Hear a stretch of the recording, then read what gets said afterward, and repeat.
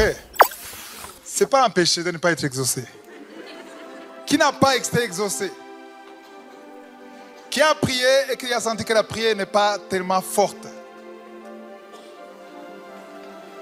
On va apprendre 5 choses qui rendent la prière puissante. Ah, il y en a beaucoup qui n'ont pas été exaucés. Amen, amen, amen.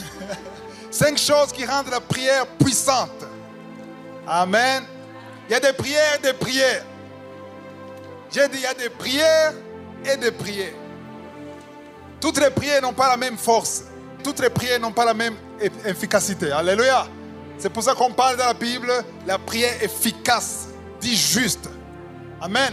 La prière fervente, dit juste et efficace et fervente. Amen. Quand tu pries, il y a toujours une dimension, il y a un poids de la prière.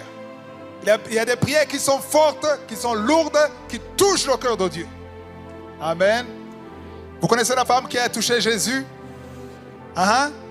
Jésus marchait, il y avait des milliers autour d'elle. Il y avait des disciples et des milliers qui le bousculaient. Mais Jésus s'est arrêté. Qu'est-ce qu'il a dit? Quelqu'un m'a touché. Et qu'est-ce que les disciples ont dit? Tout le monde te touche. Moi-même qui te parle, je t'ai touché. Pourquoi tu n'as pas réagi? Mais Jésus a dit, il y a quelqu'un qui m'a touché et une force est sortie de moi. Alléluia. Il y a des prières qui poussent à Dieu d'agir.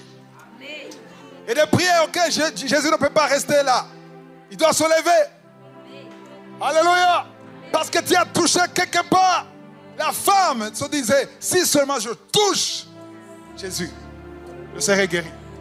Jésus n'a pas imposé les mains. Jésus n'a pas parlé. Jésus n'a pas marché pour la chercher. Jésus marchait vers un autre miracle, mais la femme l'a touché. Rien qu'en le touchant, quelque chose s'est produit. Alléluia. Il faut comprendre que quand tu pries, tu touches Dieu. Mais ça dépend de comment tu le touches. Alléluia. Il y a 5 choses qui peuvent rendre ta prière puissante. Amen.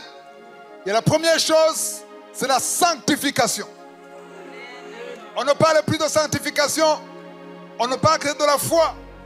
Mais la foi, oui, c'est bien. Mais la foi marche avec la sanctification.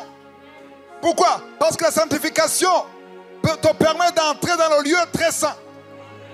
Alléluia.